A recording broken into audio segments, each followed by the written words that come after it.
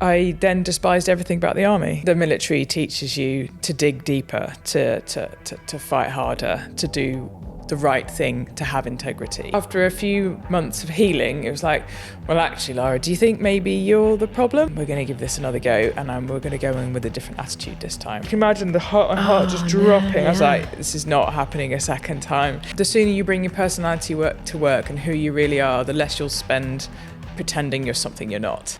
So my guest this week is Lara Small. Welcome to the podcast. Hello. Hello. Okay, so She Who Dares wins. Can you tell me a little bit about when you might have dared and won? Okay. Straight in there. Wow, straight in for the kill. When have I dared and then won? I guess the immediate reflection, straight to the point, is that I dared to go motorbike racing. And to cut immediately to the point, the last time I raced at Cadwell Park earlier in I think roughly October this year, I won every race that I participated in. Amazing. Which was a culmination of 8 or 9 years of racing effort, learning racecraft, learning what it means to battle elbow to elbow, knee to knee, fighting for the same piece of tarmac on an apex, and being absolutely focused on that finishing line, that finishing flag, and being in the first place to do it.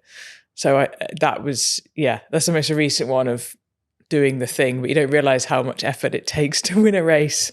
But then the feeling of achieving at the end of it. It's fantastic. Yeah, I want to come on to your motorcycling, so I think it's amazing. But if you don't mind, let's just go back a little bit to, sure. I mean, your CV, I'm going to be honest with you, Lara, when I read it, I was like, wow, like it's pretty incredible. Start us off with your journey, if you don't mind, into the army and kind of like Sandhurst and your training. Yeah, absolutely. So how did you decide that you wanted to be in the military? The early signs of that was joining like cadets. So when I was at school, I was born in Jersey, and they had there was a kind of an RAF cadet or an air cadet type team, and I joined the cadets, and that gives you a sense of like uniform, discipline, time, teamwork, marching around, learning a few of the basic procedures of what it means to be in the military. That was number 7 Overseas Air Squadron, I think, in Jersey, and then. When I went to uni, a slightly delayed start, but I was around Freshers' Fair, kind of walked the wrong way around, I think. I can only describe it, looking for something to do with my free time. Right. And a very, very exuberant officer cadet came over to me. She was from the Army Officer Training Corps.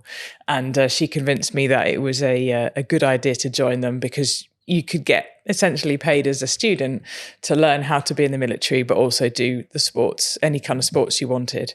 And so that led to being part of the officer training corps whilst I was at university. So there's units all over the UK, usually around major universities or major hubs, and you learn how to be a leader, an officer in the army whilst you're at uni.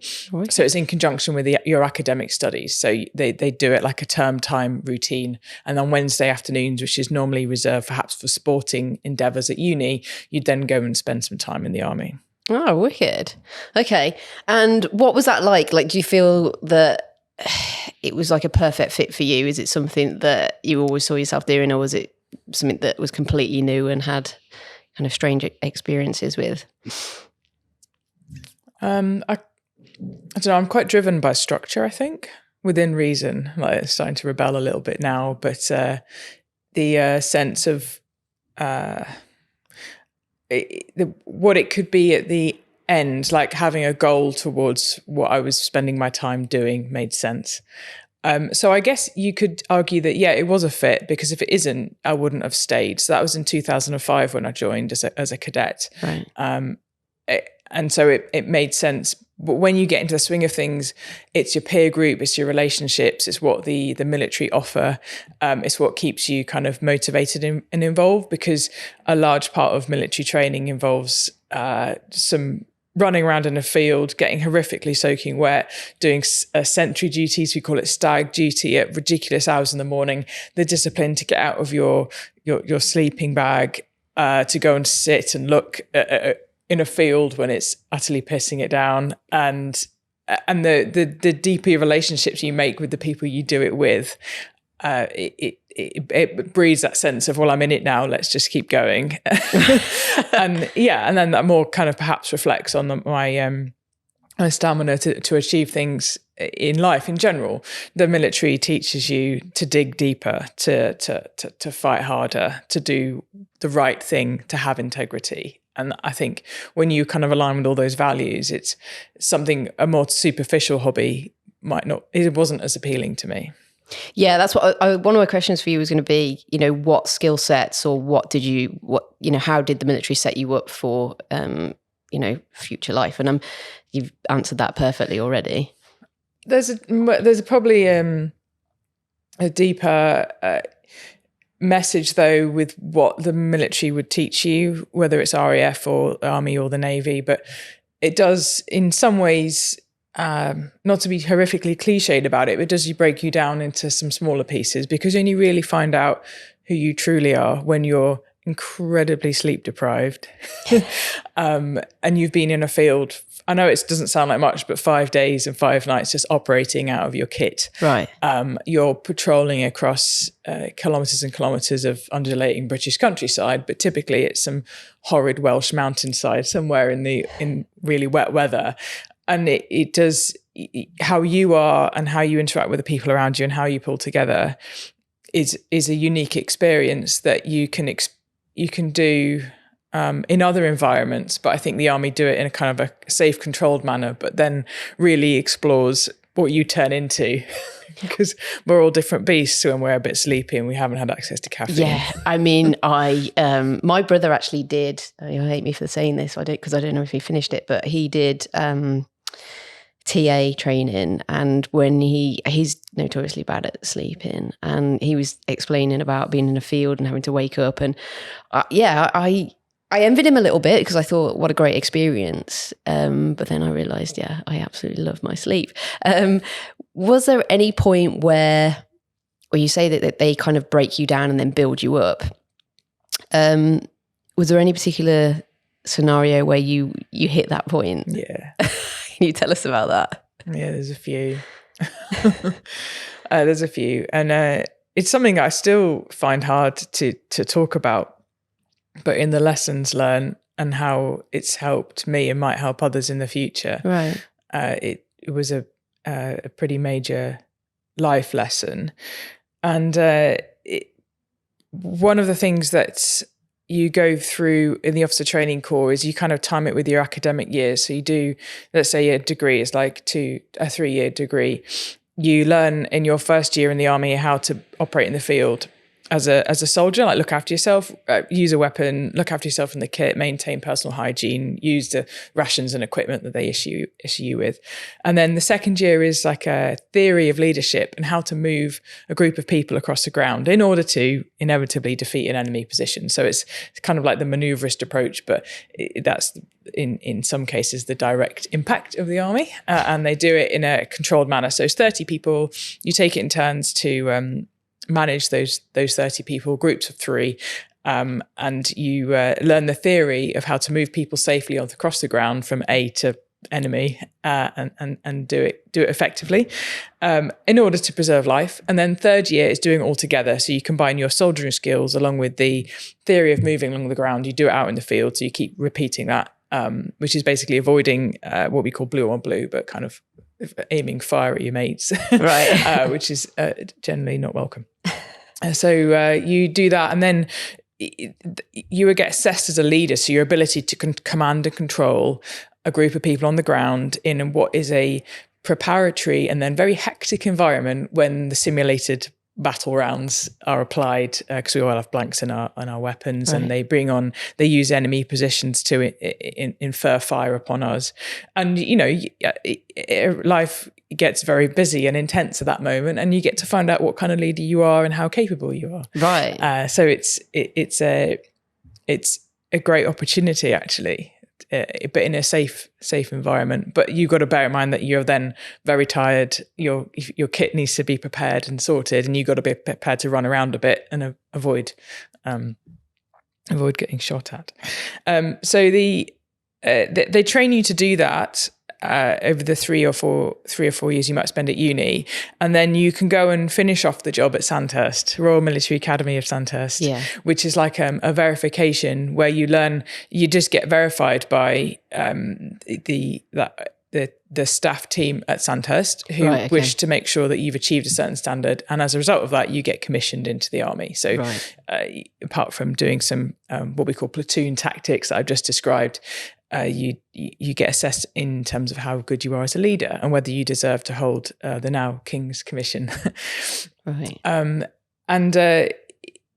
because I'm very goal orientated, I went to Sandhurst, which involved obviously 3 years of training, quite an intense exercise in the field as preparatory readiness for Sandhurst, and then you do another 4 weeks at Sandhurst as a reservist, and you go through what you'd imagine is quite rigorous. Well, you go right from basics. You're all in kind of corridors and halls, and you need to prepare for the next day, and it involves a lot of ironing, a lot of preparing your room for inspection, and preparing to go out into the field, for example, and you get assessed for those 4 weeks. And it's quite an intense task. Can be quite intimidating. There's about 100 or so of you to kind of get through, similar to like the regular course. The regulars would do that for a year, whereas we do almost like all the preparatory work before we arrive, and then you get assessed on those final 4 weeks. And then that was there's another 5-day exercise, which, and I don't want to sound glib, but it's not easy. It's deliberately not easy. And you're doing platoon attack after platoon attack after platoon attack, and constantly rotating around different roles between soldier, kind of intermediate leader, a section commander of a team of 8 or so. And then you take it in turns to roll through the platoon commander bit, which we all enjoy. And it got through to the last phase of it, and we're all called into like a room, and we're all quite excited because my parents had come to my house to celebrate my commissioning after the time in Sandhurst, and a few names got called out of the 100 or so. There's 2 or 3 names, of one of which was mine, and I got made to like stay behind in this room to listen to what was an extra message, as it were, for me and a few others. And the impact of that was I'd basically failed at Sandhurst, and it was a huge blow, because it wasn't just like a 4 weeks of effort. It was I feel like I'd been kicked from 4 years of effort to get to that point of achieving a commission. And as it probably is quite normal behaviour, I then despised everything about the army. Totally, I'd be with you on that. I was like, the table flip of, well, this is shit. I haven't asked you if swearing's allowed. It's totally allowed. Yeah, you go for it. Yeah, so the army could go basically, and there was the kind of sense of utter despair of like, because it's your whole little world, and I was like mid-20s, I guess, and it was my first real sense of absolute failure of an institution that I'd wanted to achieve like the cherry on top of going to Sandhurst for, and I hadn't envisaged a career in the army. It was just something that I wanted to make good out of the years I'd spent in the officer training course. So it was like, it makes sense to finish off the job. And I was, very, very reticent, and I was really angry about the kind of the people around me, the directing staff. Why didn't they, I don't know, help me along the way, or tell me what was wrong, or what was it that I'd missed, and why is it that I'd failed, and very much blaming the system, which on reflection turned into significant life lessons. Right.